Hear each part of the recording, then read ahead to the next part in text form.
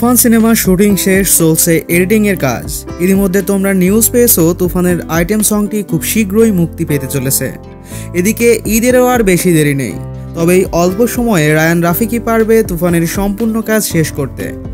শেষ পর্যন্ত যদি এই ভিডিওটি দেখে থাকো তাহলে সাবস্ক্রাইব না করলেও চলবে, বাট লাইক করে তোমার গার্লফ্রেন্ড বা বয়ফ্রেন্ডের কাছে শেয়ার করে দিও। অলরেডি তুফান সিনেমার পোস্টার এবং টিজার মুক্তি পেয়েছে। পোস্টার আর টিজার দেখেই দর্শকরা বুঝে গেছেন তুফান সিনেমাটি অ্যাকশন টাইপের হতে যাচ্ছে। অনলাইন খবরের মাধ্যমে জানা গেছে তুফান সিনেমাটি দুইটা শেডে হতে যাচ্ছে, একটা পুরনো সময়কে কেন্দ্র করে আর একটা বর্তমান সময়কে ঘিরে। তুফান সিনেমার শুটিং শেষ, চলছে এডিটিং এর কাজ। ইতিমধ্যেই তোমরা নিউজ পেয়েছো তুফানের আইটেম সংটি খুব শীঘ্রই মুক্তি পেতে চলেছে।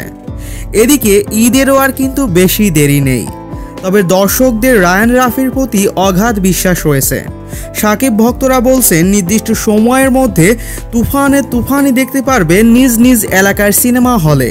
এদিকে হল মালিকরা সিরিয়াল দিয়েছেন সাকিব খানের এই ছবিটি কেনার জন্য।